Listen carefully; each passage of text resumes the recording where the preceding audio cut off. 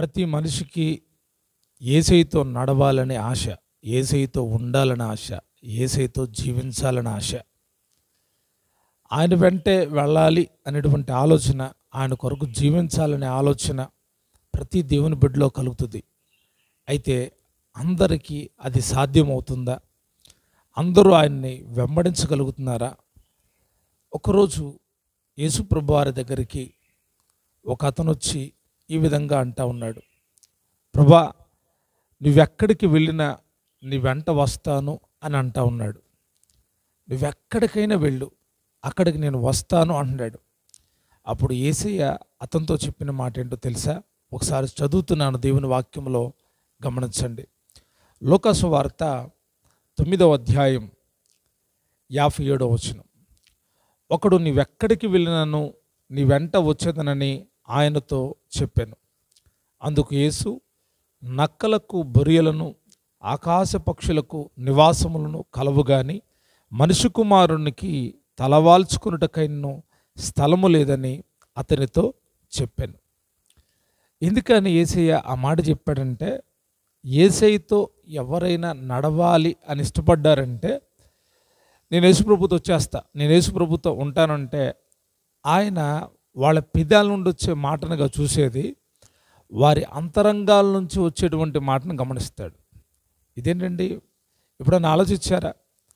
మనసులో ఉండేది ఒకటి, పెదాల మీద నుండి మాట్లాడేది మరొకటి. కొందరు తమ మనసుల్లో ఒకటి పెట్టుకుని ఒకటి మాట్లాడతారంటారు కదా, ఆ రీతిగానే ఇతను అంటున్నాడు, నువ్వెక్కడికి వెళ్ళినా నీ వెంట వస్తాను. యేసయ్య అన్నాడు, నక్కల కంట బొరియలు ఉంటాయి, ఆకాశ పక్షులకు గూళ్ళు ఉంటాయి, కానీ మనిషి కుమారుడు తలవాల్చుకున్నటైన స్థలం లేదని అతనితో చెప్పాను. ఇంకా అతడు జవాబు చెప్పలేదు, ఇంకా నేను వస్తానని చెప్పలే, అయ్యా నాకే చోటు లేదంటా ఉన్నాడు. నిజంగా చోటు లేదా? ఆయన దగ్గర చోటు లేకపోతే ఎలాగా? మరి ఎందుకని యేసయ్య అలాగ చెప్పాడు అంటే, ఆ మనిషి తాత్కాలికమైనటువంటి మనిషి. అతడికి ఆత్మ సంబంధమైన విషయాలు నేర్చుకోవడం కోసం ఆసక్తి లేదు, కానీ ఆయనతో ఉండాలి, ఆయనతో ఉండాలి. కొందరు ఉంటారు, పేరుకు మాత్రమే ఉంటారు, ఆ రీతిగా ఉండాలి అనుకుంటున్నాడు. అయితే ఈ సందర్భం జరిగిన వెంటనే యేసయ్య ఒక అతను పిలుస్తున్నాడు. చదువుతున్నాను, గమనించండి. 59వ వచనం. ఆయన మరి ఒకనితో నా వెంట రమ్మని చెప్పాను. అతడు, నేను వెళ్ళి మొదట నా తండ్రిని పాతిపెట్టి వచ్చుటకు సెలవిమ్మని మనవి చేశాను. యేసుప్రభు వారు అన్నాడు, నువ్వు నా ఎమ్మట రామని ఒక అతను పిలిచాడు. అతను పేతురు, యోహాను, యాకోబుల్లాగా రాలేదు. అతను కొంచెం విచిత్రంగా మాట్లాడుతున్నాడు. ఏమంటున్నాడంటే, నేను వెళ్ళి మొదట నా తండ్రిని పాతిపెట్టి వచ్చుటకు సెలవిమ్మని మనవి చేశాను. అంటే యేసయ్యతో ఉండగా అతని తండ్రి చనిపోయాడని తెలిసింది. ఆ తండ్రిని పోగొట్టుకున్న వ్యక్తిని యేసయ్య అన్నాడు, నువ్వు నాతో కూడా రా అంటున్నాడు. నువ్వు నాతో కూడా వచ్చి నన్ను వెంబడించు అంటే, అతను అంటాడు, నేను మొదట వెళ్ళి నా తండ్రిని పాతి పెట్టుకొని అప్పుడు నీతో వస్తానంటున్నాడు. అప్పుడు యేసయ్య ఏమన్నాలి, ఓకే పర్మిషన్ గ్రాంట్ అనాలా? పర్మిషన్ ఇచ్చేసాను, వెళ్ళి పాతి పెట్టుకొని రా అనాలా? అనాలి. కానీ అలాగ అంటలేదు ఆయన. ఆయన ఏమంటున్నాడంటే, చదువుతున్నాడు, గమనించండి. అందుకు ఆయన, మృతులు తమ మృతులను పాతి పెట్టుకొననిమ్ము, నువ్వు వెళ్ళి దేవుని రాజ్యము ప్రకటించమని వానితో చెప్పాను. అతడు ఏం చేశాడో మరలా రాయబడలేదు, కానీ అతడు మనసును గుర్తెరిగి ఆయన చెప్పిన మాట, అతడికి తండ్రి చనిపోయాడనే దాని మీద మనసు ఉంది. యేసయ్య అంటున్నాడు, మృతులను పాతి పెట్టుకుంటారు, నీ పని నువ్వు దేవుడి పని చెయ్యి అంటా ఉన్నాడు. ఎంత చక్కటి మాట. మరలా ఆ సంభవం జరిగిన తరువాత మరొక వ్యక్తి అంటున్నాడు, ప్రభా, నీ వెంట వచ్చేదను అని, కానీ నా ఇంటనున్న వారి యొద్ద సెలవు తీసుకుని వచ్చుటకు మొదట నాకు సెలవిమ్మని అడుగగా. ఈ మూడో వాడు సంగతిని మనం చదువుతున్నాం. ఇతరంటాడు, నీ వెంట వస్తాను, కానీ నా ఇంటోళ్ళ దగ్గర సెలవు తీసుకోవాలి. కొందరు ఏదన్నా పని చేయాలి అంటే ఇంట్లో అడగాలి, ఇంట్లో చెప్పాలి అని అంటారు కదా. ఆ రీతిగానే నన్ను వెంబడించు అంటే మా ఇంటోళ్ళకి చెప్పి వస్తానయ్యా అంటున్నాడు. అంటే ఇతను మనసు ఏంటి అంటే, ఇంటి వాళ్లకు చెప్పి వచ్చేటువంటి మనసు గల్లవాడు. ప్రతిదీ ఇంట్లో చెప్తాడనమాట. దేవుడు పిలిచినా కూడా దేవుడు నన్ను పిలిచాడు, వెళ్ళమంటారా వద్దంటారా అని ఇంట్లో వాళ్ళని అడుగుతాడు. కొందరు స్వభావం అంతే కదా, దేవుడు ఏదన్నా చేయమన్నాడు అనుకోండి, త్వరబడి చేయరు. ఇక్కడ ఒక చిన్న విషయాన్ని మీకు చెప్తాను. అబ్రహాం గారితో దేవుడు మాట్లాడాడు. అబ్రహామా, నీ ఒక్కడయ్యున్న నీ కుమారుణ్ణి నాకు దహన బలి అర్పించు అన్నాడు. దహన బలి అర్పించు అంటే పని వాళ్ళని పిలిచాడు, కొడుకుని తీసుకున్నాడు. కానీ శారమ్మకు చెప్పలేదు. ఎందుకు? పిలిచింది ఆయన, మాట్లాడింది ఆయనే, ఆ బిడ్డనిచ్చింది ఆయనే. కాబట్టి ఆయన పని చేయడంలో గొప్ప సంతోషాన్ని చూస్తూ ఉన్నాడు అబ్రహాం. కాబట్టి భార్యకి చెప్పలేదు. కొన్ని సందర్భాలు ఎలాగుంటాయంటే, మనల్ని దేవుడు ఒక పని చేయమని చెప్పినప్పుడు ఆ పని విషయంలో కొందరు పర్మిషన్ తీసుకోవాల్సిన పరిస్థితి ఏర్పడతాయి. మా నాన్న ఏమనుకుంటాడో, మా అమ్మ ఏమనుకుంటుందో, లేకపోతే నా భార్య ఏమనుకుంటుందో, నా పిల్లలు ఏమనుకుంటారో అని ఆలోచిస్తారు. ఇక్కడ ఈ వ్యక్తి అంటున్నాడు, నేను వెళ్ళి మొదట నా ఇంటనున్న వారి యొద్ద సెలవు తీసుకొని వస్తాను, నా ఇంటనున్న వారిని అడిగేసి వాళ్ళ దగ్గర సెలవు తీసుకొని వస్తాను. అంటే వారిని అడిగి నేను వెళ్తున్నానని చెప్పి వాళ్ళు వెళ్ళమంటే వస్తానని చెప్తున్నాడు. కొందరి పరిస్థితులు ఎలాగే ఉంటాయి, ఎవరో వాళ్ళని ఆపరేట్ చేస్తూ ఉంటారు. వారు చెబితేనే కదులుతారు, వారు చెప్తేనే పనిచేస్తారు. వారు సెలవీయకపోతే ఏ పని చేయరు. దేవుడు మాట్లాడినండి గాక. కొందరు యవనస్తులు కానీ, కొంతమంది మనుషులు కానీ, వాళ్ళు ఎలాంటి పరిస్థితుల్లో ఉన్నారంటే, దేవుడి యొక్క చిత్తాన్ని, దేవుడి యొక్క పనిని చేయడానికి వాళ్ళు నేరుగా దేవుని దగ్గరికి రారు. వారిని ఎవళ్ళొకళ్ళు తట్టాలి, ఎవళ్ళొకళ్ళు పర్మిషన్ ఇవ్వాలి. నేను బయటికి రావాలంటే మా నాన్న పర్మిషన్ కావాలి, నేను బయటికి రావాలంటే మా అమ్మ పర్మిషన్ కావాలి. ఓకే, నువ్వు అపవిత్రమైన కార్యాలు చేయడానికి తల్లిదండ్రులు పర్మిషన్ తీసుకొని వెళ్తున్నావు. కానీ దేవుని పని చేయడానికి పర్మిషన్ అడిగినప్పుడు కూడా వాళ్ళు అలాగే స్పందిస్తున్నారా అంటే, నువ్వు సినిమాకి వెళ్ళేటప్పుడు నీ తల్లిదండ్రులు ప్రోత్సహిస్తారు. దేవుని మందిరానికి వెళ్తున్నావు అని తెలిస్తే ఎంతమంది తల్లిదండ్రులు ప్రోత్సహిస్తారో, మంచి పని చేయడానికి వెళ్ళే పిల్లల్ని ఎంతమంది తల్లిదండ్రులు ప్రోత్సహిస్తారో చాలా అరుదండి, చాలా తక్కువ. చాలామంది పర్మిషన్స్ ఏసేయమన్నాడంటే, ఒరే నాయన పర్మిషన్స్ కాదురా నాయన, నేను పిలిచినప్పుడు వచ్చావాడే ధనియుడు. పేతుని పిలిచిన వెంటనే ఆయన వెంబడించాడు. బర్తిలోమై ఆయన వెంబడించాడు. జక్కయ్య ఆయన వెంబడించాడు. వెంటనే నిర్ణయాలు, వెంటనే దేవుని కొరకు తీసుకునే నిర్ణయాలు నీకు నువ్వుగా వ్యక్తిగతంగా తీసుకోవాల్సిన నిర్ణయాలు అయి ఉన్నాయి. కొంతమంది చెప్తారు, బ్రదర్ మేము సేవ చేయాలనుకుంటున్నాం, మా కొరకు ప్రార్థన చేయండి అని. సేవ చేయాలి అంటే తెగింపు ఉండాలి కదా. సేవ చేయాలంటే సమర్పణ ఉండాలి, తెగింపు ఉండాలి, ధైర్యం ఉండాలి, పట్టుదల ఉండాలి. ఇప్పుడు కాలపు సేవలన్నీ డబ్బు ఉంటే చాలు, వెనకమాల బ్యాంక్ బ్యాలెన్స్ చూసుకొని వచ్చాడితో సర్దుకుందాములని సేవ చేసేటువంటి సేవలు ఎక్కువైపోయినాయి. ఇవి సేవలు కాదు. దేవుని కొరకు సమస్తాన్ని విడిచిపెట్టి జీరోలో నుంచి మొదలుపెట్టేదే దేవుని యొక్క పని. అయితే ఇతను అన్న మాటకి యేసయ్య చెప్తున్న ఒక చక్కటి మాటతో మన వాక్యాన్ని ప్రారంభిద్దాం. యేసు నాగటి మీద చేయి పెట్టి వెనుక తట్టు చూచువాడెవడునో దేవుని రాజ్యమునకు పాత్రుడు కాడని వానితో చెప్పాను. ఎవరైతే నా ఇంట్లో పర్మిషన్ తీసుకొని, నా ఇంటి వాళ్ళ దగ్గర పర్మిషన్ తీసుకొని వస్తానయ్యా, మొదట నేను వెళ్ళి రావడానికి నాకు పర్మిషన్ ఇవ్వని అడిగాడో, అతనితో చెప్తున్న మాట ఏంటి అంటే, నాగటి మీద చెయ్యి పెట్టి వెనుక తట్టు చూచువాడెవ్వడునో దేవుని రాజ్యమునకు పాత్రుడు కాడు. పాత్రుడు అనేటువంటి మాట ఈ లూకాసు వార్తలో మనం చదువుతాం. తర్వాత మత్తయి సువార్తలో ఒకే చోట 3 సార్లు యేసయ్య మాట బలుగుతాడు, నాకు పాత్రుడు కాడు, నాకు పాత్రుడు కాడు అని చెప్తాడు. ప్రభు చిత్తమైతే ఆ విషయాన్ని కూడా ధ్యానం చేద్దాం సమయాన్ని బట్టి. ముందుగా ఇక్కడ రాయబడిన వాక్య భాగాన్ని చదివితే యేసయ్య అంటున్నాడు, అతనితో చెప్తున్నాడు, నాగటి మీద చెయ్యి పెట్టి వెనుకకు తిరిగి చూచువాడెవ్వడును నాకు పాత్రుడు కాడు అన్నాడు. నాగటి మీద చేయి పెట్టడం ఏంటి, వెనుకకు తిరిగి చూడడం ఏంటి? ఎందుకు ఇక్కడ యేసయ్య ఒక వృత్తి సంబంధమైనటువంటి వస్తువును చూయించి మాట్లాడుతున్నాడు? నాగటి మీద చెయ్యి పెట్టాలి, వెనుకకు తిరిగి చూడకూడదు. వెనుకకు తిట్టు చూసేవాడు నాకు పాత్రుడు కాదు. వెనుకకు తిరిగి చూడొద్దు అని చెప్తా ఉన్నాడు. ముందుకు ఏం చేయమన్నాడంటే నాగటి మీద చేయిబెట్టు అంటున్నాడు. నాగటి మీద చేయిబెట్టి వెనుకకు తిరిగి చూడొద్దు, నువ్వు ముందుకెళ్ళిపో.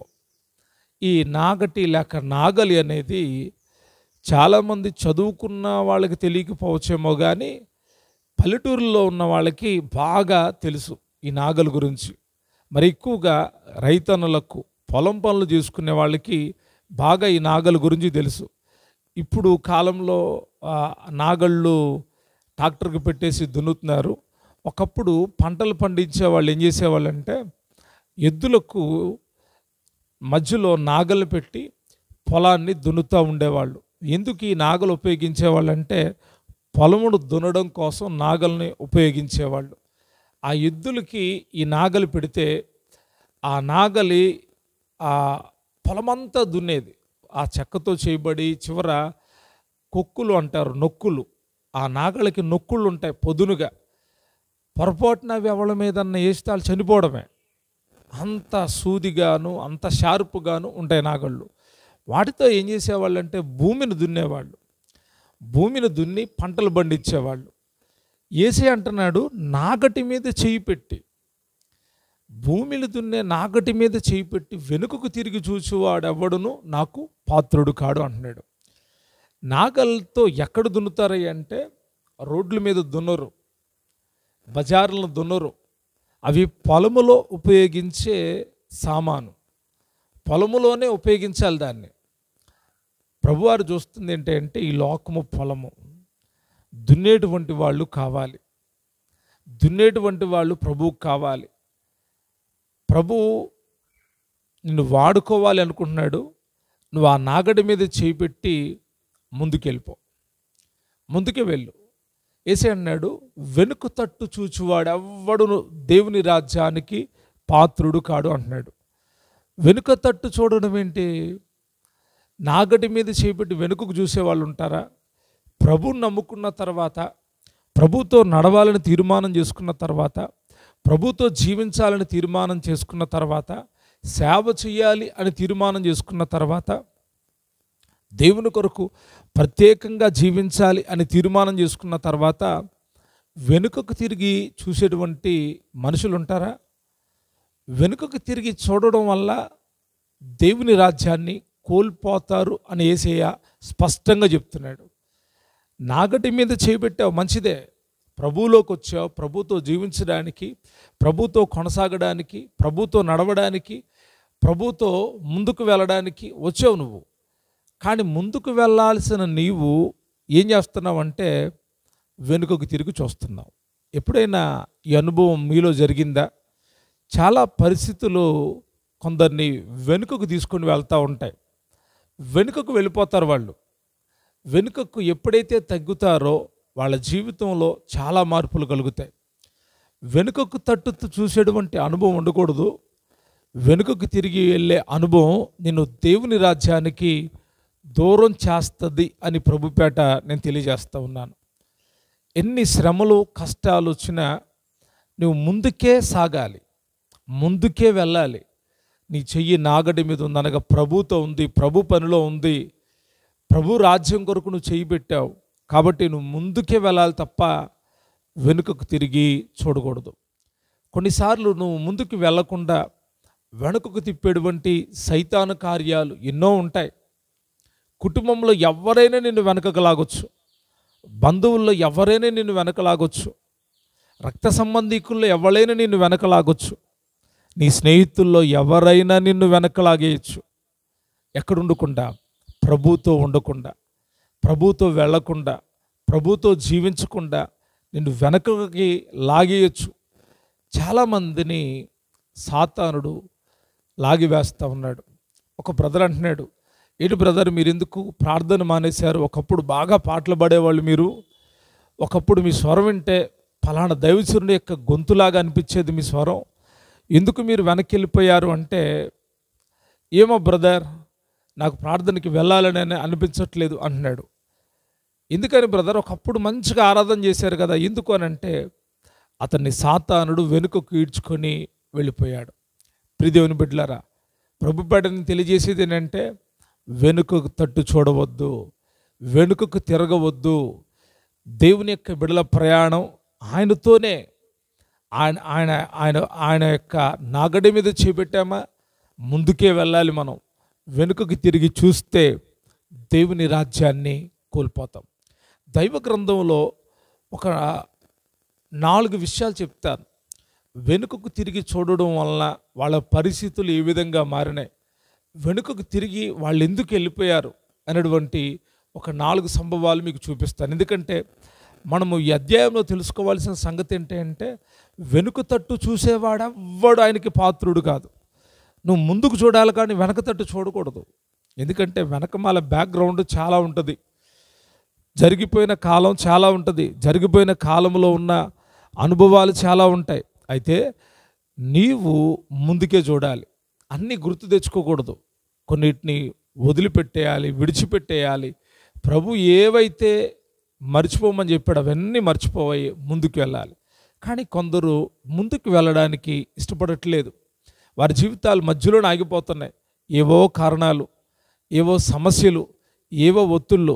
ఏం బ్రదర్, ఒకప్పుడు ప్రార్థన మీద బాగా ఆసక్తి ఉందంటే అప్పుడు పాస్టర్ గారు బాగున్నాడండి, ఇప్పుడు బాగాలేదు అంటున్నాడు ఆయన. ఏమంట, అప్పుడు పాస్టర్ గారు బాగున్నాడండి, అప్పుడు పాస్టర్ గారు వాక్యం బాగుంది, కానీ ఇప్పుడు బాగోలేదు. ఏం బ్రదర్, ఎందుకు ప్రార్థన మానేశారు, ఎందుకు వెనక్కి వెళ్ళిపోతున్నారు, మీరు సంఘానికి సేవకునికి వెనక్కి వెళ్ళిపోతున్నారు అంటే, అప్పుడు పదవి ఉండేది బ్రదర్, ఇప్పుడు పదవి లేదు. ఎందుకు బ్రదర్, ఎందుకు సిస్టర్ వెనకెళ్తున్నారంటే, మేమేదో ఊహించాం కానీ మేము ఊహించింది జరగట్లేదు, మేము అనుకున్నది జరగట్లేదు, మాకన్నీ వ్యతిరేకంగా ఉంటున్నాయి కాబట్టి మేము ఉండలేం. ఈ రీతిగా వెనుక తట్టు చూసేవాళ్ళు చాలామంది ఉన్నారు. వారందరికీ ప్రభు పేట నేను తెలియజేసేది ఏంటంటే క్రీస్తుతో నడవడం సామాన్యమైన విషయం కాదు. క్రీస్తు పోలిక మనలో ధరించుకోవాలి అంటే సామాన్యమైన విషయం కాదు. అయితే కృప నీకు అనుగ్రహించబడుతుంది కాబట్టి తప్పకుండా సాధ్యమవుతుంది, మనము ముందుకు కొనసాగగలుగుతాం. ఈ సమయంలో ఒక 4 విషయాలు మనం ధ్యానిద్దాం. వెనుక తట్టు చూసిన వారి జీవితాలు ఏ రీతిగా మారిపోయినాయి అని. ఒకటి, ఫస్ట్గా మనందరికీ బాగా తెలుసు, వెనుక తట్టు అనగానే సండే స్కూల్కి వెళ్ళే పిల్లల దగ్గర నుండి పెద్దవారి వరకు బాగా తెలుసు. లోకస్తులతోన చేరి లోతు భార్య వలె ఉంటే లోకువైపోతావు అని ఒక పాట కూడా రాశారు. లోతు భార్య వెనుక తట్టు చూసిందంట. వాక్యంలో ఆ మాట రాయబడి ఉంది, ఒకసారి చదువుదాం. ఆదికాండము 19వ అధ్యాయం 26వ వచనాన్ని చదువుతున్నాను, గమనించండి. అయితే లోతు భార్య అతని వెనక నుండి తిరిగి చూచి ఉప్పు స్తంభమాయెను. ఈమె ఇంకా వెనకకి వెళ్ళలా, వెనక తట్టు చూసింది అంతే. దేవుడు లోతు భార్యకి తన 2 కుమార్తెలకు చెప్పిన విషయం ఏంటంటే, మీరు ఈ చోటు విడిచిపెట్టి వెళ్ళిపోండి, మీరు ఈ ప్రాంతంలో ఉండొద్దు, వెళ్ళిపోండి అని వాళ్ళని పంపిస్తా చెప్పిన మాట. మీరు వెనుకకు తిరిగి చూడవద్దు. దేవుడు చెప్పినప్పుడు ఆ మాట వినాలండి. దేవుడు ఏది చెప్పాడో అది ప్రతి ఒక్కరు వినాలి. ఆ కుటుంబానికి చెప్పిన మాట ఏంటంటే వెనుకకు చూడొద్దు, నీవు వెనుకకు చూడొద్దు, ఎవరు వెనుకకు చూడొద్దు, మీరు ముందుకే వెళ్ళాలి అని చెప్పినప్పుడు వాళ్ళు కోరినట్లుగానే దగ్గిన పర్వతానికి దగ్గరున్నటువంటి ప్రాంతానికి వెళ్ళమని దేవదూతలు చెప్పారు.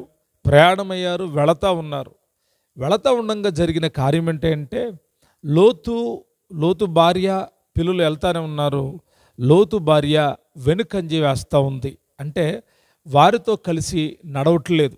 ఎందుకు అంటే లోకాశలతో నిండుకున్న మనసు ఆత్మీయులతో నడవదు. గుర్తుపెట్టుకోండి, బాగా కొటేషన్ చేసుకోండి. మరలా చెప్తున్నాను, లోక ఆశలతో కూడిన మనసు ఆత్మీయులతో నడవదు. ఆత్మీయులతో నడిచేవాళ్ళు ఆధ్యాత్మికంగానే వెళ్ళిపోతారు, వారు వెనుకకు తిరిగి చూడరు. లోక ఆశ కలిగినటువంటి వాళ్ళు ఆత్మీయులతో కలిసి నడవలేరు, వారి నడక వేరుగా ఉంటుంది. వారితో సమానంగా కానీ వారితో కలిసి కానీ నడవలేరు. ఎందుకంటే వారిలో లోకాశలు బాగా ఇముడుకొని ఉన్నాయి. లోతు నీతిమంతుడు, లోతు కుమార్తెలు కూడా నీతిమంతులు, పరిశుద్ధులు. వారు ఏ పాపమును చేయలేదు. లోతు భార్య కూడా తప్పిదం చేసినట్టుగా రాయబడలేదు. కానీ లోతు భార్య యొక్క ఆశలు ఆమెను వెనుకకు తిప్పినాయి. మన ఆశలే మనల్ని వెనుకకు తిప్పుతాయి. మంచి ఆశలు, ఆత్మ సంబంధమైన ఆశలు మనల్ని ముందుకు తీసుకొని వెళ్తాయి. మొదటి సంఘ అధ్యక్షుడైనటువంటి యాకోబు గారు అంటాడు, దురాశ గర్భమును ధరించి పాపమును కనగా పాపము పరిపక్వమై మరణమును కనును. మరణమును కనును. ఏ ఆశ? దురాశ. దురాశ పతనం చేస్తుంది. దేవుడు ఈ పట్టణం మేము నాశనం చేయబోతున్నాం, దయచేసి మీ ప్రాణాలు కాపాడుకోండి, మీరు ముందుకు వెళ్ళండి అని చెప్తే ఆ పట్టణాన్ని గురించి ఇంకెందుకు ఆలోచించాలి? అక్కడున్న ప్రజల గురించి ఎందుకు ఆలోచించాలి? అక్కడ తమ కుమార్తెలకు వివాహం చేయడానికి అల్లుళ్ళు సిద్ధమయ్యారు, వాళ్ళ గురించి ఎందుకు ఆలోచించాలి? వారి కుటుంబాల గురించి ఎందుకు ఆలోచించాలి? దేవుడు నాకు ఇష్టం లేదన్న ఆ కుటుంబాల గురించి ఎందుకు ఆలోచన చేయాలి? లోతు ఆలోచన చేయాల, లోతు కుమార్తెలు ఆలోచన చేయాల, లోతు భార్య ఆలోచన చేసింది. వెనుకకు తిరిగి చూసిందంట, ఉప్పు స్తంభం అయిపోయింది. ఉప్పు స్తంభం అయిపోయింది. కొందరి ఆధ్యాత్మిక జీవితాలు ఈరోజు ఇదే రీతిగా ఉన్నాయి. వారు ఆధ్యాత్మికమైన జీవితాన్ని ప్రారంభించి నేడు ఉప్పు స్తంభాలుగా మిగిలిపోయారు. దేనికి పనికి రాకుండా అలాగనే ఉండిపోయారు. వెనుకకు తిరిగి చూడడం మూలాన, వెనుకంజ వేయడం మూలాన ఆ యొక్క లోతు భార్య ఉప్పు స్తంభమైనట్టుగా ఈరోజు చాలామంది దేవుని యొక్క సంఘంలో కానివ్వండి, దేవునితో సహవాసం కానివ్వండి, దేవుని పరిచర్యలో కానివ్వండి, వెనుకకు తిరిగి చూడడం మూలాన ఉప్పు స్తంభాలుగా మిగిలిపోయారు. ప్రియదేవుని బిడ్డలారా, ఒక్క విషయం గమనించండి. వెనుకకు తిరిగి చూస్తే ఎంత భయంకరమైనటువంటి పరిస్థితి ఉంటుందా? అవును, ఆధ్యాత్మిక జీవితంలో కూడా అంతే. వెనుకకు తిరిగి చూస్తే దేవునితో సహవాసాన్ని కోల్పోతావు, కుటుంబంతో సహవాసాన్ని కోల్పోతావు. నువ్వు చేరవలసిన గమ్యం అక్కడితో ముగిసిపోతుంది. ప్రభుపేట తెలియజేస్తూ ఉన్నాను, ప్రభు వైపే మీ మనసు ఉంచండి. సొదొమ గొమొర్రా వైపు మీ మనసు ఉంచొద్దు. సొదొమ గొమొర్రా ప్రజలు మంచివాళ్ళు కాదు. అక్కడున్న వాళ్ళ పాపం భయంకరమైంది. అక్కడ స్వలింగ సంపర్కులు ఉన్నారంట. అక్కడ వాయి వరస లేనటువంటి ప్రదేశం అది. తల్లని, చెల్లని, అక్కని, తమ్ముడని ఏమీ లేదు. ఆ పట్టణం బహు భయంకరమైనది. చూడడానికి అందమైందే కానీ ఆ పట్టణపు ప్రజలు ఎలాంటి వాళ్ళంటే ఒక్కరినే 100 మంది కలిసి కూడేటువంటి భయంకరమైనటువంటి మనసు కలిగినటువంటి వాళ్ళు. మనసు కాదు, చేస్తారు కూడా అలాంటి వాళ్ళు. ఆ పరిస్థితులు అక్కడ కనబడినాయి. కాబట్టి అందుకే ఆ పట్టణాన్ని గురించి అంత భయంకరంగా చెప్తున్నాను. అటువంటి పాపిష్టి పట్టణం యొక్క పాపం దేవుడి దగ్గరికి చేరింది. అబ్బో, బహుఘోరం, గొప్పదైపోయింది. సొదొమ గొమొర్రాల పట్టణం బహు గొప్పదైపోయిందంట. పాపం ఎక్కడ గొప్పదైద్దో ఆ పట్టణం నిలబడదు. పాపం ఎక్కడ పరిపక్వం అవుతుందో ఆ మనుషుడు నిలబడడు. అటువంటి పట్టణం గురించి ఆలోచించాలా? అటువంటి పరిస్థితుల గురించి ఆలోచించాలా? వెనుకకు ఆలోచిస్తే ఆధ్యాత్మిక జీవితంలో సన్నగిలిపోతారు, పడిపోతారు. దయచేసి వెనుక ఉన్న ఆ సొదొమ లాంటి మనుషుల గురించి కానీ, సొదొమ లాంటి ఆ పరిస్థితుల గురించి ఎప్పటికీ ఆలోచించొద్దు, ముందుకే చూచుదురు కాక. రెండవ విషయాన్ని చెప్తున్నాను, చదువుదాం. నిర్గమాకాండం 14వ అధ్యాయం 10వ వచనం.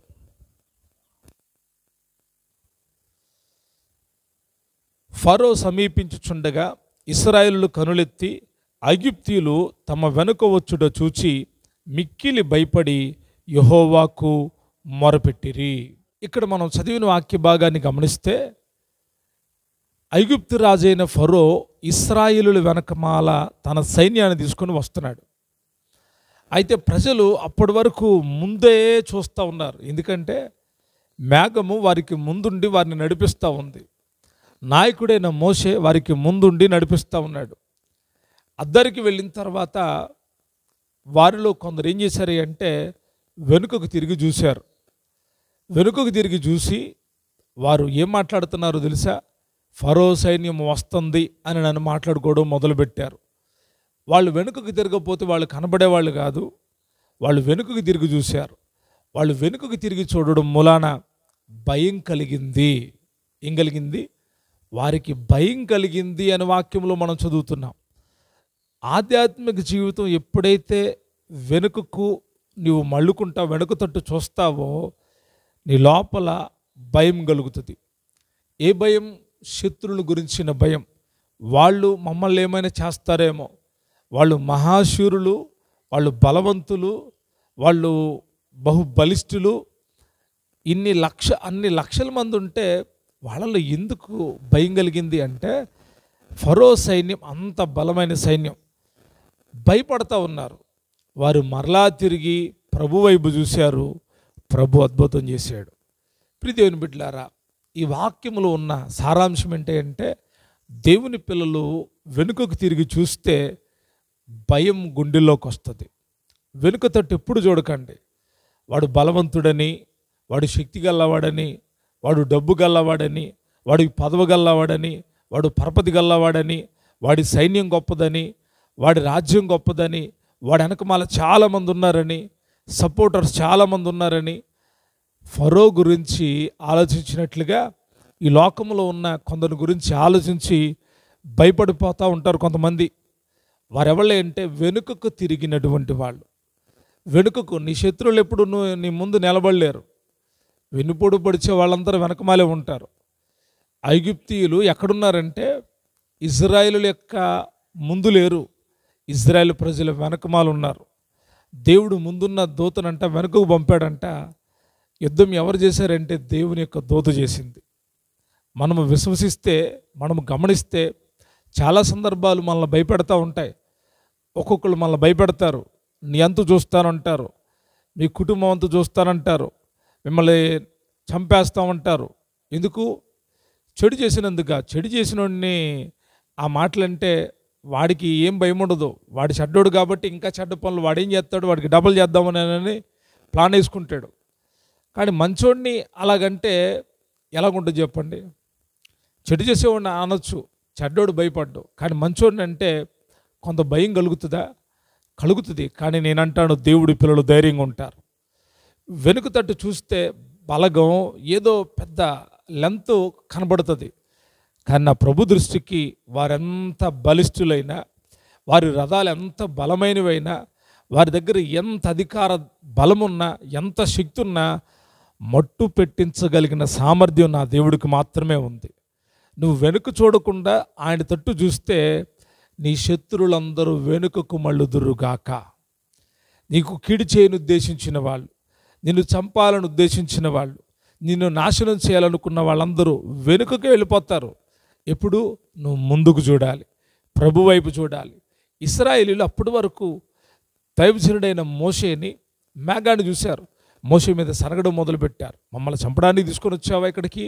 వారు చూడు ఎంతమంది వస్తున్నారో. వెనుకకు చూస్తే భయమే. మోషే వారిని నెమ్మలపరిచాడు, ప్రభుతో ఒక శ్రేష్టమైన ప్రార్థన చేశాడు, అద్భుతం జరిగింది. వెనుకకు తిరిగి చూస్తే భయం వస్తుంది. ఇది రెండవ విషయం. మూడవదిగా కీర్తనల గ్రంథం 78వ కీర్తన 57వ వచనం చదువుతున్నాను, గమనించండి. తమ పితరుల వలె వారు వెనుకకు తిరిగి ద్రోహులైరి. తమ పితరుల వలె వారు వెనుకకు తిరిగి ద్రోహులైరి.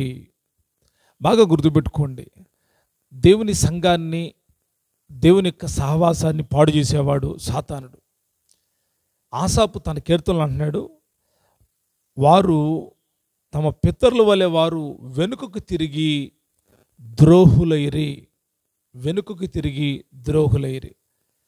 ఎవళ్ళు ఈ వెనుకకు తిరిగి ద్రోహం చేయడానికి కూడుకున్న వాళ్ళు అంటే చాలామంది ప్రజలు ఉన్నారు. వారు వెనుకకు తిరిగారు, వెనుకకు వెళ్ళిపోవడానికి ఇష్టపడ్డారు. వాళ్ళు ఏం చేయడం నేర్చుకున్నారంటే ద్రోహం చేయడం నేర్చుకున్నారు. చూడండి, ఆత్మీయులతో, అతను ఆత్మీయుడండి, అతనితో మనం కలిసి నడుద్దాం, కష్టమైన నష్టమైన ఆ నాయకుడితోనే మనం వెళ్దాం అని తీర్మానం చేసుకున్న వాళ్ళు కొద్దిమంది అయితే, వెనుకకు తిరిగి ద్రోహం చేస్తున్నటువంటి వాళ్ళు అంటే చెడగొట్టేటువంటి వాళ్ళు ఎక్కువ మంది అవుతూ ఉన్నారు. చూడండి, ఒక మంచి పని చేస్తున్న ఒక నాయకుడిని ప్రోత్సహించే వాళ్ళు బహు తక్కువ. వీళ్ళు వెనుకకు తగ్గి ఎవరికి ద్రోహం చేస్తూ ఉన్నారు? నాయకుడికి ద్రోహం చేస్తూ ఉన్నారు. వెనుకకు తగ్గారు, కలిసి నడవట్లేదు. వెనుకంజ వేశారు అంటే అర్థం ఏంటంటే ఒకటే గుర్తుపెట్టుకోండి, వాళ్ళు మనకు ద్రోహం చేయబోతున్నారు అని అర్థం. ఎవరైనా నువ్వు మంచివాడివి, నీతో కలిసి నడవాలి అనుకుంటున్నావు, నువ్వు ఆత్మీయుడివి, ఒక మంచి దైవజనుడు, మీతో కలిసి నడవాలి అనుకున్న వాళ్ళందరూ మీతోనే ఉంటారు. కానీ మీతో నడవడానికి ఇష్టం లేనటువంటి వాళ్ళు ఏం చేస్తారో తెలుసా? వారు ద్రోహులుగా మార్చబడతారు, ద్రోహం చేస్తారు. ఇక్కడ ఒక విషయాన్ని మీకు చెప్తాను. యేసుప్రభు వారితో 12 మంది శిష్యులు నడుస్తూ ఉన్నారు. కానీ ఇస్కరియోతు యూదా గురించి యేసే చెప్పిన మాట ఏంటో తెలుసా? అతడు ద్రోహి అన్నాడు, ద్రోహం చేయడం మొదలుపెట్టాడు. ఎందుకో తెలుసా? ఎప్పుడైతే డబ్బు ఆశ అతల్లో కలిగిందో, ధనాపేక్ష అతన్ని చుట్టుముట్టిందో, పదవి వ్యామోహం అతన్ని ఆవరించిందో, వెంటనే యేసయ్యకు కొంచెం కొంచెం దూరం అవుతూ ఉన్నాడు. సహవాసం మారిపోయింది. అప్పటి వరకు 11 తనతో ఉన్న 11 తోటి సహోదరులు అపోస్తులతో సహవాసం ఉంది, యేసయ్యతో సహవాసం ఉంది, ఆయన ఉపదేశంతో సహవాసం ఉంది. కానీ ఇప్పుడు సహవాసం మారిపోయింది. ఎవరితో? ఎవరు యేసు ప్రభువారికి వ్యతిరేకంగా ఉన్నారో, ఎవరు యేసయ్యని చంపజూస్తున్నారో, ఎవరు యేసయ్యని నాశనం చేయాలని దురాలోచనలు పన్నుతున్నారో వారితో సహవాసం చేయడం మొదలుపెట్టాడు ఇస్కరియోతు యోధ. ఈ సంగతి యేసయ్యకి తెలుసా అంటే తెలుసు. ఆ రోజు రాత్రి రొట్టె విరిచినప్పుడు ఆయన చెప్పిన మాట ఏంటో తెలుసా? ఇదిగో నన్ను అప్పగించేవాడు నా విహితుడు నా ఇంట భోజనం చేయించున్నాడనే ప్రవచనం నెరవేరుతుందని యేసయ్య గుర్తు చేశాడు. ఆయన ముక్కు ముంచి ఇస్తున్నప్పుడు ప్రభా ఎవరు మేము నేనా అంటా ఉన్నారు. అప్పుడు ఆయన నేను ఎవరికి ముక్క ముంచి ఇస్తానో అతడే అని చెప్పారు. వాళ్ళంతా డీప్గా అర్థం చేసుకోలేదు. కానీ ఆ ముక్క తీసుకొనగానే, ఆ ముక్క పుచ్చుకొనగానే సాతాను వానిలో ప్రవేశించును అని వాక్యంలో రాయబడి ఉంది. ప్రియదేవుని బిడ్డలారా గమనించండి, సహవాసం మారిపోవడానికి వెనుకంజ వేయడమే. వెనుకంజ వేస్తున్నారు అంటే అర్థం ఏంటంటే సైతాను ఇక వాళ్ళని పట్టేస్తుంది. యేసయ్యతో వాళ్ళు నడవాలి, అపోస్తులతో నడవాలి, కానీ నడవట్లేదు. ఎందుకు అని అంటే శత్రువులతో సహవాసం, అప్పగించే వాళ్ళతో సహవాసం, అవమానం చేసే వాళ్ళతో సహవాసం చేసి యేసయ్యను అప్పగించడానికి సిద్ధపడ్డాడు ద్రోహియగు ఇస్కరియోతు యోధ. ఇటువంటి సందర్భాలు మీ జీవితంలో ఎప్పుడైనా కలిగినాయా? మీకు ఎప్పుడైనా అలా అనిపించిందా? మీరు ఇటువంటి సమస్యలను ఎప్పుడైనా ఎదుర్కొన్నారా? చాలామంది వారి అనుభవాలు చెప్తూ ఉన్నారు. బ్రదర్, అతను నాకు చాలా ద్రోహం చేశాడండి, చాలా ద్రోహం చేశారు, వాళ్ళు నాకు చాలా ద్రోహం చేశారు, నేను వాళ్ళని నమ్మాను కానీ వాళ్ళు నాకు చాలా ద్రోహం చేశారని బాధపడిన సేవకులు నాకు తెలుసు, బాధపడిన విశ్వాసులు నాకు తెలుసు. అటువంటి బాధలు అనుభవించే వ్యక్తులలో నేను కూడా ఒక్కడనే. అటువంటి ఆ ద్రోహం వలన నష్టపోయిన వ్యక్తిని. ఎందుకు నేను చెప్తున్నానంటే అనుభవాలు గుండా మాట్లాడుతున్నాను. యేసయ్యతో యూదా ఇస్కరియోతు చేసిన నిబంధన మర్చిపోయాడు. ఆయన చెప్పిన మాటలు, ఆయన బోధ మర్చిపోయాడు. వెనుకకు తిరిగి చూసే స్వభావం ఎప్పుడైతే వచ్చిద్దో అప్పుడు శాస్త్రుల బోధ, పరిసయ్యుల బోధ, ద్రోహం వలన గురించిన బోధ ఏర్పడుతుంది. అది హృదయంలోకి వచ్చిన తర్వాత అరే నన్ను ఇన్ని సంవత్సరాలు ఆయన నడిపించాడే, ఈ 3.5 సంవత్సరాలు ఆయన నాకు బోధించాడు, నన్ను ఎంతగానో ధైర్యపరిచాడనే విశ్వాసం కూడా లేకుండా పోయింది. నిజమే కదా? ఇలాంటి మనుషులు ద్రోహులు. వీళ్ళెవళ్ళ అంటే వెనుకకు తిరిగి ద్రోహులైనటువంటి వాళ్ళు. వెనుకకు తిరిగే అనుభవం ఉన్న వాళ్ళందరూ ద్రోహులు అవుతారు. ఇది 3వ విషయం. 4వ విషయాన్ని చెప్తాను, చదువుదాం. 4వదిగా మనం గమనించినప్పుడు యోహాను సువార్త 6వ అధ్యాయం 65వ వచనాన్ని చదువుతున్నాను, గమనించండి.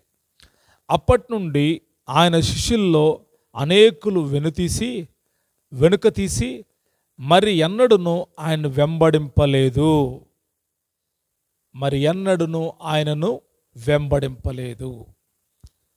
ఎందుకు ఇంతకాలం వెంబడించి ఇంతకాలం ఆయనతో కొనసాగి అద్భుతాలను చూశారు, స్వస్థతలు చూశారు, సూచక్రియలు చూశారు, ఆయనతో సహవాసం ఎంతో ఉత్తమమైందని గ్రహించారు.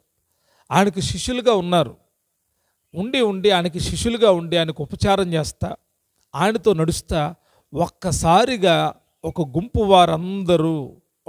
వారందరూ నిర్ణయం చేసుకొని వారు చేసిన పనింటే అంటే అప్పటి నుండి ఆయన శిష్యులలో అనేకులు వెనుతీసి మరి ఎన్నడూ ఆయనను వెంబడింపలేదు. ఎందుకనండి? యేసయ్య వీరిని ఏమన్నా తిట్టాడా? వీరిని ఏమన్నా అన్నాడా? వీరిని రావద్దు అని చెప్పాడా? వీరిని గద్దించాడా? వీరిని హెచ్చరించాడా అని అంటే ఆయన వారిని ఏమీ అనలేదు. వారికి చక్కటి ఉపదేశాన్ని చేశాడు. వారికి అది నచ్చలేదు. ఆరోగ్యకరమైన బోధ ఆత్మీయులకు బాగుంటుంది, ఆత్మ లేని వాళ్ళకు బాగోదు, నచ్చదు. ఏమ్మా ఎలాగ చెప్పారు వాక్యం అడ? నాకు నచ్చలేదండి. మూతి ముడుచుకుని నాకు నచ్చలేదు, మీరు చెప్పింది నచ్చలేదు. ఎందుకంటే వాళ్ళ మైండ్ సెట్ బాగాలేదు, వాళ్ళ మనసే బాగాలేదు. వీళ్ళు ఎటువంటి వాళ్ళు అంటే మనం అంటాం కదా, ద్రోహం చేసేవాళ్ళని. ఇంతకు మునుపు చదివాం. వీళ్ళు ద్రోహం ఏం చేయలేదు కానీ ఆయన వదిలేసి వెళ్ళిపోయారు. మరి ఎన్నడూ ఆయన వెంబడింపలేదంట. ఎందుకనో అర్థం కావట్లేదు. కొందరు ఇటువంటి గుంపులో ఉంటారు. వీళ్ళెవళ్ళంటే వాక్యానికి లోబడినటువంటి వాళ్ళు. వాక్యానికి లోబడిన వాళ్ళందరూ వెనక్కి వెళ్ళిపోతారు. వాక్యము సత్యము, వాక్యము రెండంచెల గల వాడిగల ఖడ్గము, ప్రాణ ఆత్మ శరీరాలు మూలుగులు విభజించినంత మట్టుకు దూరుచు శోధించేది వాక్యం. కాబట్టి ఈ వాక్యపు తాకిడికి వీళ్ళు నిలబడలేకపోయారు. వాళ్ళు ఏమంటున్నారంటే, ఒక మాట మీకు చెప్తాను చూడండి. 6వ అధ్యాయం 69వ వచనం. ఆయన శిష్యుల్లో అనేకులు ఈ మాట విని, ఇది కఠినమైన మాట, ఇది ఎవడు వినగలడని చెప్పుకునిరి. యేసు తన శిష్యులు దీని గురించి సణుగుకొనుచున్నారని తనకు తానుగానే ఎరిగి వారితో ఇట్లెన్ను, దీనివల్ల మీరు అభ్యంతరపడుచున్నారా? అలాగైతే మనిషి కుమారుడు మునుపు చోటున ఎక్కుట మీరు చూచిన యెడల ఏమందురు? ఆత్మీయ జీవింపు చేయుచున్నది, శరీరము కేవలం నిష్ప్రయోజనము. నేను మీతో చెప్పిన మాటలన్నీ ఆత్మయు జీవమునై ఉన్నవి. కానీ మీలో విశ్వసించిన వారు కొందరున్నారని వారితో చెప్పాను. విశ్వసించిన వారెవరో, తను అప్పగింపబోవాడెవడో మొదటి నుండి యేసునకు తెలియను. నిజంగా చెప్తున్నానండి, ఒక ఆత్మ సంబంధమైన వ్యక్తి, యేసయ్యతో సహవాసం కలిగిన వ్యక్తి గుర్తుపడతాడు. యేసయ్య ఏం గ్రహించాడంటే, వీళ్ళు మాటలు వింటున్నారు, వీళ్ళు ఎవళ్ళైనా కానీ ఒక గుంపు వెనకకి వెళ్ళిపోతారు అని యేసయ్యకి అర్థమైపోయింది. వీళ్ళు వెనక్కి వెళ్ళిపోతారు, వీళ్ళు నాతో రారు. వీళ్ళు ఎవళ్ళంటే విశ్వసించని వాళ్ళు. వీళ్ళు ఏం నమ్మారంటే అద్భుతాలు నమ్మారు, సూచక్రియలు నమ్మారు, మహత్కార్యాలు నమ్మారు, స్వస్థతలు నమ్మారు. మరి ఏమి విశ్వసించలేదు అంటే యేసయ్యనే విశ్వసించలేదు. ఆయన చేసినవన్నీ నమ్మారు, ఆయన మాటలను విశ్వసించలేదు. అద్భుతాలు నమ్మడం, సూచక్రియలు నమ్మడం, లేకపోతే గొప్ప గొప్ప కార్యాలు నమ్మడం గొప్ప కాదు, కానీ దేవుని వాక్యాన్ని నమ్మాలి. దేవుని వాక్యాన్ని నమ్మే వాళ్ళు ఎవరైనా కానీ ముందుకే వెళతారు, కానీ వెనుకకు తిరిగి చూడరు. వాక్యం కలిగిన వాళ్ళు ముందుకే వెళ్తారు. ఎందుకంటే భక్తుడు అంటాడు, నీ వాక్యము నా పాదములకు దీపము, నా త్రోవకు వెలుగై ఉన్నది. వెలుగు కనబడతా ఉంటే ముందుకే వెళ్తారు కదా. వాక్యము లేకపోతే వెనుతిరుగుతారు. వారు విరమించుకుంటారు. ఇంకెప్పుడు కూడా వెళ్ళకూడదు, ఇంకెప్పుడు కూడా మాట్లాడకూడదు, ఇంకెప్పుడు ఆయన దగ్గరికి వెళ్ళకూడదు అనుకున్నారంట. అక్కడ ఇప్పుడు మరి ఎన్నడూ ఆయనను వెంబడింపలేదు. ఎక్కడికి వెళ్ళిపోయారు? వెనక్కి వెళ్ళిపోయారు. ఎందుకు వెళ్ళిపోయారు? వాక్యంలో వారు నిలబడడానికి ఇష్టం లేరు. ఇది కఠినమైన మాట అంటున్నారు. కఠినమైన మాట. దేవుని వాక్యం కఠినంగా ఉంటుందా? తీపిగా ఉంటుందా? తీపిగా ఉంటుంది దేవుని వాక్యం. ఒక సర్పులాగా పనిచేస్తుంది, ఒక కత్తిలాగా కూడా పనిచేస్తుంది, అగ్నిలాగా కూడా పనిచేస్తుంది, కాలుస్తూ ఉంటుంది, మస్తు తీసేస్తుంది. అయితే కొందరికి ఎలా కూడా ఇష్టం అంటే తేనెలాగా తీగా ఉంటే ఆస్వాదించే వాళ్ళు చాలామంది ఉన్నారు. నీళ్ళలాగా కొంచెం హెల్త్ ఇచ్చేదిలాగా ఉంటే సంతోషించే వాళ్ళు ఉన్నారు. ఆహారంలాగా తినేదైతే సంతోషించే వాళ్ళు ఉన్నారు. కానీ సర్పులాగా శుద్ధి చేసేదంటే, అగ్నిలాగా కాల్చేది అంటే, కత్తిలాగా చెడునంతా తొలగించేది అంటే ఇష్టం లేదు. వీరెవలై అంటే వాళ్ళే. ఎక్కడైనా చూడండి, ఒక ఆధ్యాత్మిక సంఘములో ఆ సంఘ నాయకుడితో కలిసి నడవనటువంటి ప్రతి ఒక్కరూ కూడా వెనుకంజి వేస్తారు. ఆ వేసిన వాళ్ళు పరిస్థితి ఏంటంటే వాళ్ళల్లో సైతాను పనిచేస్తూ ఉంటుంది. వాళ్ళు ద్రోహం చేయడానికి ఇష్టపడినటువంటి వాళ్ళు ఎందుకు వెళ్ళిపోతున్నారంటే వాక్యానుసారంగా నడవడానికి ఇష్టపడట్లేదు. వారికి వాక్యం ఎలా ఉండాలో వాళ్ళు కోరుకుంటున్నారు. ఇలాంటి వాళ్ళు ఉండరండి. ఇలాంటి వాళ్ళు ఎక్కడ నిలబడరు.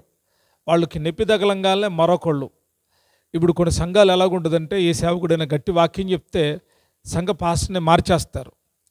కొంతమందికి ఆ ఆలోచన ఉంది, లేకపోతే సంఘమే మారిపోతారు. బాబోయ్, ఈ బాధ మేము తట్టుకోలేము నాయన, ఆయన మా గురించే చెప్తున్నాడు అని తెలుసు, కానీ మారదామనే మనసు రాదు, మార్పు చెందుదామనే మనసు రాదు. వీళ్ళు చెడిపోయేది కాక పక్కంటోళ్ళు కూడా చెడగొడతా ఉంటారు. సామెత ఉంది కదా, లోక సామెత, తాను చెడ్డ కోతి వనమెల్లా చెడిపోయిందంట. తాను చెడిపోయింది కాక అనేకులు చెడిపోయే ప్రజలు ఈరోజు ఎక్కువైపోయారు. ప్రభుపేట నేను తెలియజేస్తూ ఉన్నాను, దేవుడిని నేను పిలిచాడు, ప్రత్యేకించాడు, రక్షించుకున్నాడు. నువ్వు నాగడి మీద చేయబెట్టావు, అనగా ప్రభుతో సహవాసం చేయడానికి చేయబెట్టావు. దేవుని యొక్క పొలములో అడుగుపెట్టావు, సహవాసంలో అడుగుపెట్టావు, సంఘములో అడుగుపెట్టావు. నువ్వు వెనుకకు తిరిగి చూసే అనుభవానికి వెళ్ళొద్దు, ముందుకే వెళ్ళు.